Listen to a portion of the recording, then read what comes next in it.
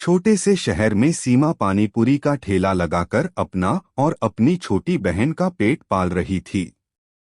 उसके माता पिता की मृत्यु बचपन में ही हो गई थी, इसलिए वह अपनी छोटी बहन को पढ़कर अच्छी अफसर बनना चाहती थी। उसने अपने पानी पूरी का ठेला लोन पर लिया हुआ था, इसलिए उसको 5 महीने के अंदर अपने लोन के पैसे भरने थे। परंतु वह अपनी बहन की फीस और लोन के पैसे एक साथ इकट्ठे कर रही थी। ऐसे ही सुबह रोज सीमा 4 बजे उठकर अपनी पानी पूरी की सामग्री तैयार करती थी और अपने ठेले पर वह सारा सामान लेकर जाती थी।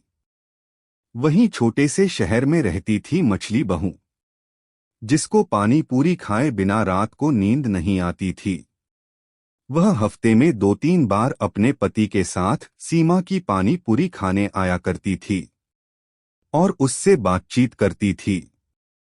एक दिन सीमा को अपनी छोटी बहन के स्कूल से फोन आया।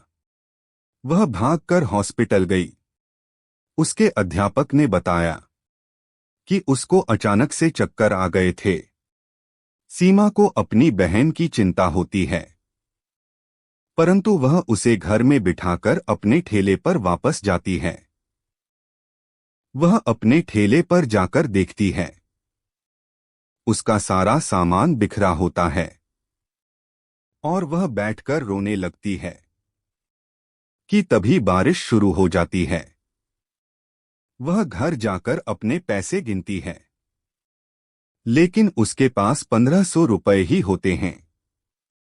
उसको लोन वाले को 3000 देने होते हैं, परंतु 5 महीने हो जाते हैं। अगली सुबह लोन वाला आदमी अपने पैसे लेने के लिए आ जाता है। सीमा उसे 1500 रुपए देकर कहती है और कहती है बाकी के 2 दिन तक दे दूंगी। ठेले के टूट जाने के बाद ना तो सीमा के घर में खाना था और ना ही उसके पास कोई अच्छा सा काम। कोई भी उन्हें काम नहीं दे रहा था। एक दिन मन चली बहू का पानी पूरी खाने का दिल किया। वह अपने पति के साथ सीमा के ठेले पर जाती है। वह पहुंचकर देखती है कि सीमा का ठेला वहां पर नहीं होता। वह पास की दुकान से पूछते हैं तो दुकानदार उन्हें सारी बात बताता है कि कैसे उसका ठेला टूट गया था। मंजली और उसका पति सीमा के घर के पत्ते के बारे में आसपास लोगों से पूछते हैं और उन्हें सीमा के घर का पता चल जाता है। सीमा के घर लोन वाले आदमी कब्जा कर लेते हैं। सीमा गिर गिर कर अपने घर के लिए भीख मांग रही होती है कि इतने में मंजली और उसका पति आ जाते हैं। सीमा मंजली उसके पति को सारी बात बताती है, परंतु मंजली का पति लोन वाले आदमी के सारे पैसे भर देता है।